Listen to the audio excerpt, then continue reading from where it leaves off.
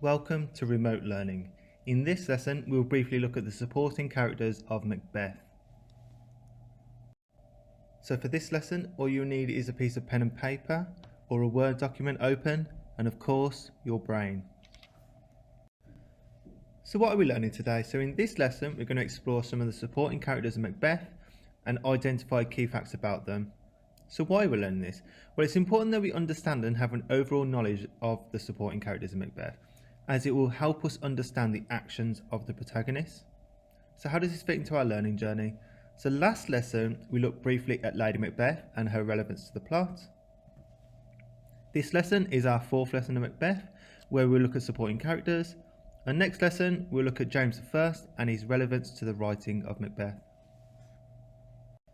So our learning objective today is to identify key facts about Banquo, King Duncan and Macduff, the play's supporting characters in the play of Macbeth.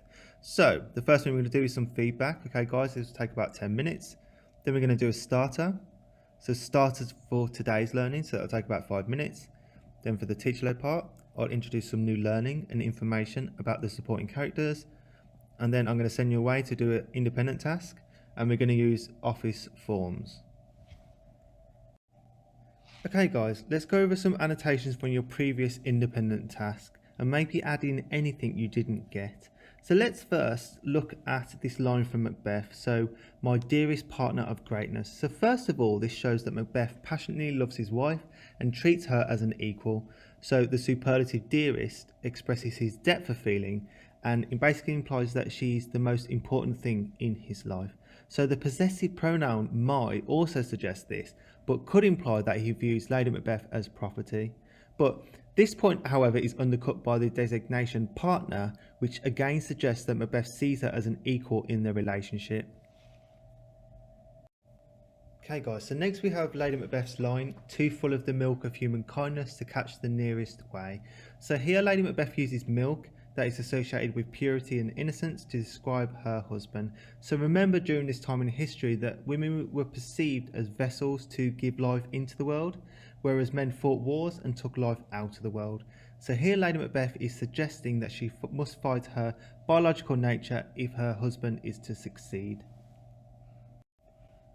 Next guys, so through a soliloquy, so Lady Macbeth expresses her scheming nature and commands, pour my spirits in thine ear. So here spirits link her to poison, as she wishes to corrupt Macbeth's honour for her own advantage. So the idea of whispering into an ear is intimate and invasive, and implies corruption of manipulation by dark spirits.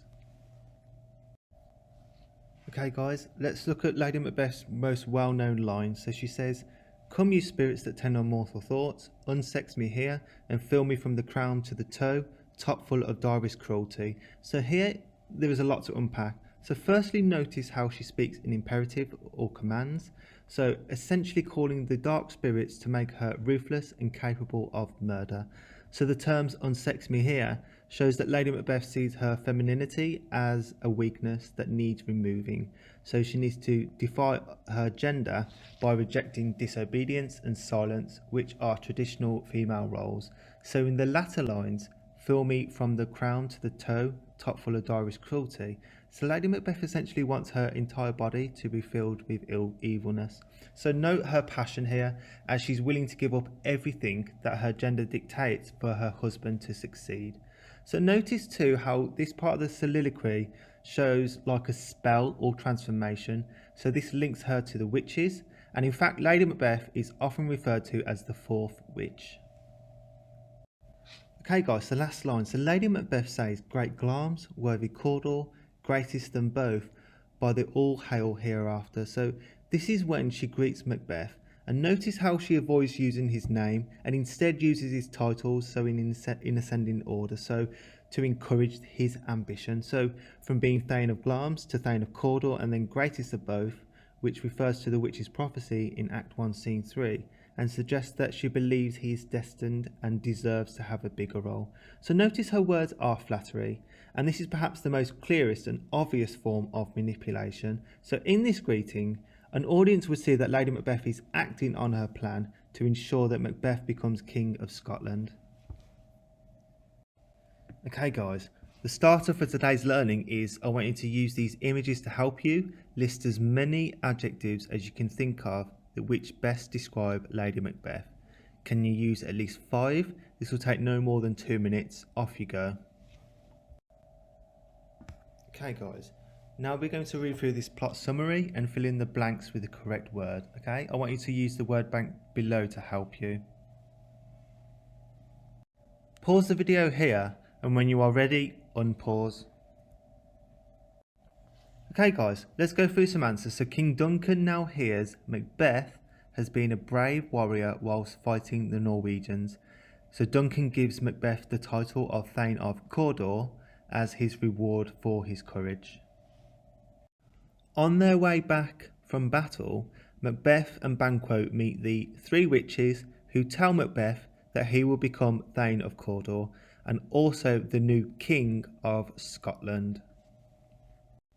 So Macbeth sends a letter to his wife, Lady Macbeth, about the witches' predictions. She is excited about becoming queen, but fears that Macbeth is not strong enough to kill Duncan. When Macbeth arrives home, she tries to manipulate Macbeth into killing King Duncan. He eventually agrees with her. So Duncan arrives at Cawdor Castle and is greeted by the hosts. They hold a feast and most people are drunk. So Macbeth is nervous about killing Duncan and decides to abandon his plan. So Lady Macbeth is angry that Macbeth has abandoned their plan and calls him a coward. So Macbeth now decides to go through with the plan to murder Duncan. Okay guys, let's talk about Banquo. So Banquo is Macbeth's best friend. He is a good, loyal soldier and fights with Macbeth in battle, which has taken place just before the play starts. So he's there when the witches predict that Macbeth will become Thane of Cawdor and King of Scotland. So he becomes suspicious of Macbeth following King Duncan's murder. But furthermore, when Macbeth and Banquo meet the witches for the first time, they predict that Banquo's descendants will become King of Scotland, so in the future. So this means that Macbeth sees him as a threat, so he has him killed. Okay guys, let's talk about King Duncan. So Duncan is a good king and he is Macbeth's kinsman. So kinsman is a blood relation, or in this case cousin. So he rewards Macbeth for his bravery in battle, which has finished just before the play starts. So Macbeth knows that he should not kill him, but he is persuaded by Lady Macbeth to do so. He knows that what he's done is wrong and he feels very guilty about the murder. So Duncan has 2 sons, Malcolm and Donalbain, who flee Scotland. So Malcolm goes to England and gathers an army to return to Scotland and fight Macbeth. So Malcolm is Duncan's heir because he's eldest son. Okay guys, let's talk about Macduff. So Macduff is the Thane of Fife, and Fife is a Scottish county. So he is suspicious of Macbeth after he has become king and leads an opposition. So opposition means to go against something or someone. Macbeth in this case. So Macbeth deals with this by having Macduff's wife and children murdered. So Macduff is described as being noble, patriotic and determined. Okay guys, for the student note task, I'm going to send you away and I want you to complete an office form. Okay, so I've sent you the link for this. So I want you to answer the retrieval questions about the supporting characters in Macbeth. Can you please not forget to submit the form, as I won't see it otherwise. Please ensure your work is saved and emailed to your English teacher where possible. If you are writing on paper, please keep these safely stored for when you return to school.